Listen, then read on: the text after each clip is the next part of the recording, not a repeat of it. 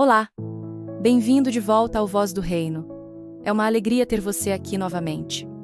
Meu nome é Alana e hoje chegamos ao episódio 6, capítulo 6 do Evangelho de Marcos. Ontem vimos Jesus demonstrando seu poder sobre demônios, doenças e até sobre a morte. Hoje veremos algo surpreendente. Jesus sendo rejeitado em sua própria cidade, o martírio de João Batista e 2 milagres extraordinários. Prepare seu coração para este momento com a palavra de Deus. Vamos à leitura. Evangelho segundo Marcos, capítulo 6. Saindo Jesus dali, foi para a sua terra, e os seus discípulos o seguiram. Chegando o sábado, passou a ensinar na sinagoga, e muitos, ouvindo-o, se maravilhavam, dizendo: "De onde vem a este estas coisas? Que sabedoria é esta que lhe foi dada? E como se fazem tais maravilhas por suas mãos? Não é este o carpinteiro, filho de Maria, irmão de Tiago, José, Judas e Simão? E não vivem aqui entre nós suas irmãs?" E escandalizavam-se nele. Jesus, porém, lhes disse: "Não há profeta sem honra, senão na sua terra, entre os seus parentes e na sua casa. E não pôde fazer ali nenhum milagre, senão curar uns poucos enfermos, impondo-lhes as mãos." Admirou-se da incredulidade deles, e percorria as aldeias circunvizinhas, ensinando. Chamou Jesus os 12 e passou a enviá-los de 2 a 2, dando-lhes autoridade sobre os espíritos imundos. Ordenou-lhes que nada levassem para o caminho, exceto apenas um bordão, nem pão, nem alforge, nem dinheiro, que andassem calçados de sandálias e que não usassem 2 túnicas, e dizia-lhes: "Onde quer que entrardes numa casa, hospedai-vos nela até vos retirardes daquele lugar. E se qualquer localidade não vos receber, nem os seus moradores vos ouvirem, ao sairdes dali, sacudi o pó dos vossos pés, em testemunho contra eles." Então, saindo eles, pregavam ao povo que se arrependesse, expeliam muitos demônios, curavam numerosos enfermos, ungindo-os com óleo. Disso ouviu falar o rei Herodes, pois o nome de Jesus já se tornara notório, e diziam: "João Batista ressuscitou dentre os mortos, e por isso nele operam forças miraculosas." Outros diziam: "É Elias." E outros ainda: "É profeta, como um dos profetas." Herodes, porém, ouvindo isto, dizia: "É João, a quem eu mandei decapitar, que ressuscitou." Pois o próprio Herodes mandara prender a João, e o conservava no cárcere por causa de Herodias, mulher de Filipe, seu irmão, porquanto Herodes se casara com ela. João dissera a Herodes: "Não te é lícito possuir a mulher de teu irmão." Por isso, Herodias o odiava e queria matá-lo, mas não podia, porque Herodes temia a João, sabendo que era homem justo e santo, e o protegia. E quando o ouvia, ficava muito perplexo. E, entretanto, de boa mente o escutava. Chegando, porém, uma ocasião propícia, em que Herodes, no dia de seus anos, deu um banquete aos grandes da sua corte, aos oficiais militares e às pessoas principais da Galileia, entrou a filha de Herodias, dançou e agradou a Herodes e aos seus convivas. Disse então o rei à jovem: "Pede-me o que quiseres, e eu to darei." E jurou-lhe: "Tudo o que me pedires te darei, até metade do meu reino." Saindo ela, perguntou à sua mãe: "Que pedirei?"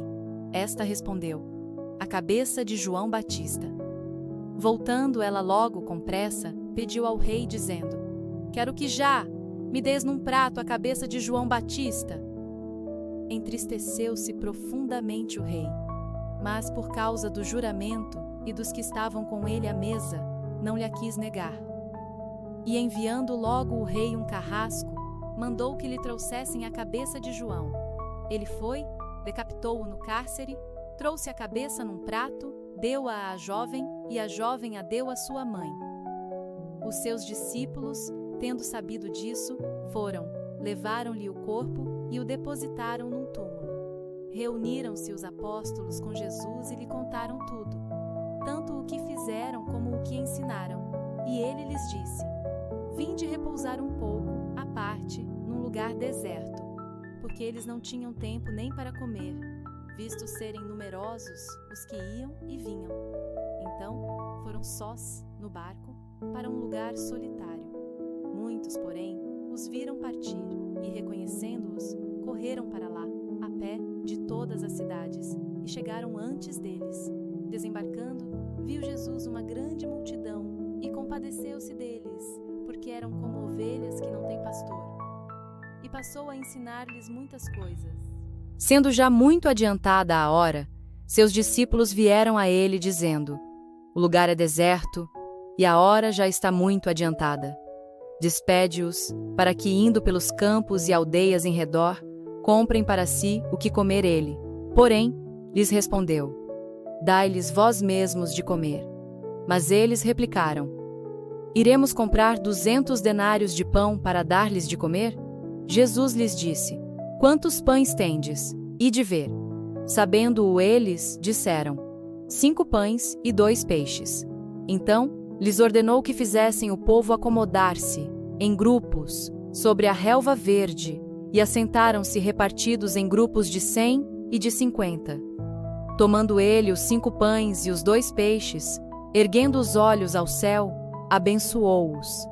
E partindo os pães, deu-os aos discípulos para que os distribuíssem, e também repartiu os 2 peixes entre todos. Todos comeram e se fartaram, e recolheram dos pedaços 12 cestos cheios, e também dos peixes. Os que comeram os pães eram 5.000 homens.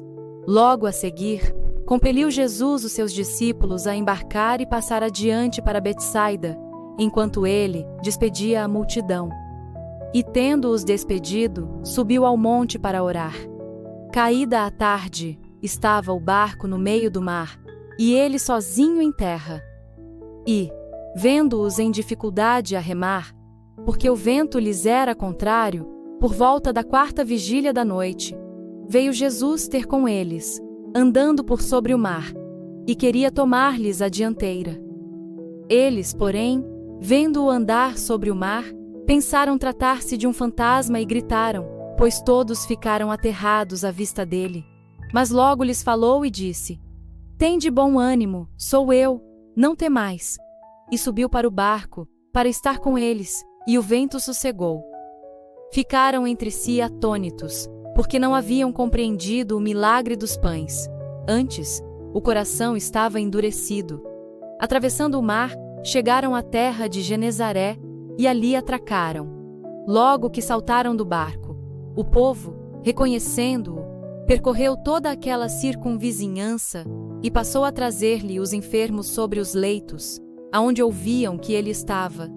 E onde quer que ele entrasse, fosse em aldeias, ou cidades, ou campos, punham os enfermos pelas praças e lhe rogavam que ao menos pudessem tocar a orla da sua veste.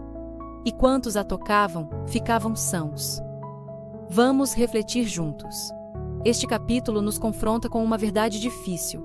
Familiaridade pode gerar incredulidade. Jesus volta para Nazaré, sua cidade natal, e as pessoas o rejeitam. Não é este o carpinteiro? Conhecemos sua família. Eles conheciam Jesus, mas não o reconheceram. A Bíblia diz que Jesus não pôde fazer ali nenhum milagre por causa da incredulidade deles. Isso nos faz pensar: será que nós também nos tornamos tão familiarizados com Jesus que perdemos o senso de admiração? Será que conhecemos tanto sobre Jesus que esquecemos de conhecer Jesus? A história de João Batista é trágica e poderosa. Ele foi fiel até o fim, confrontando o pecado, mesmo sabendo que isso lhe custaria a vida. Herodes o ouvia, de boa mente, ficava perplexo, até o protegia. Mas quando chegou o momento da verdade, escolheu seu orgulho e sua reputação em vez da justiça. Uma promessa tola feita numa festa custou a vida de um profeta. Isso nos ensina que admirar a verdade não é o mesmo que obedecer à verdade. Podemos gostar de ouvir mensagens sobre Jesus, mas quando elas confrontam nosso estilo de vida, o que fazemos? Depois, vemos Jesus alimentando 5.000 homens. provavelmente mais de 10.000 pessoas, contando mulheres e crianças. Os discípulos veem o problema. O que temos não é suficiente. Jesus vê a solução. Tragam o que têm e vejam o que Deus fará. 5 pães e 2 peixes. Ridiculamente insuficiente. Mas nas mãos de Jesus, foi mais do que suficiente. Não apenas alimentou todos, mas sobraram 12 cestos. Deus não apenas supre, Ele excede. E então Jesus caminha sobre o mar. No meio da tempestade, no meio da noite, quando os discípulos estavam exaustos, remando contra o vento, Jesus vem até eles fazendo o impossível.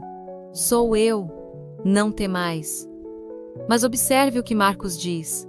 Eles não compreenderam, porque o coração estava endurecido.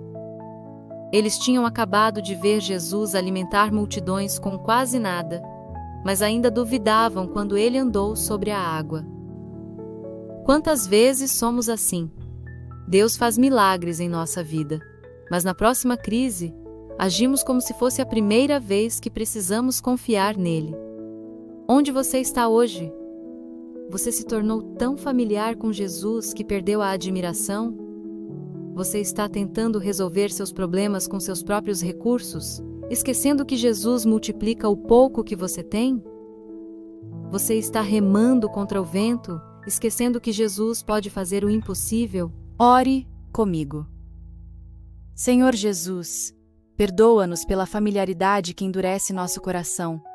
Ajuda-nos a te reconhecer não apenas como alguém que conhecemos, mas como o Senhor que adoramos. Obrigado porque tu pegas o pouco que temos e fazes o impossível. Nas tempestades da vida, lembra-nos de que tu vens até nós dizendo: sou eu, não temais. Amolece nosso coração. Aumenta nossa fé. Em teu nome, amém. Amanhã continuamos com o capítulo 7, onde Jesus confrontará o legalismo religioso e ensinará sobre o que realmente contamina uma pessoa. Se este conteúdo tem abençoado você, deixe seu like, inscreva-se e compartilhe. Que a paz do Senhor esteja com você. Até amanhã.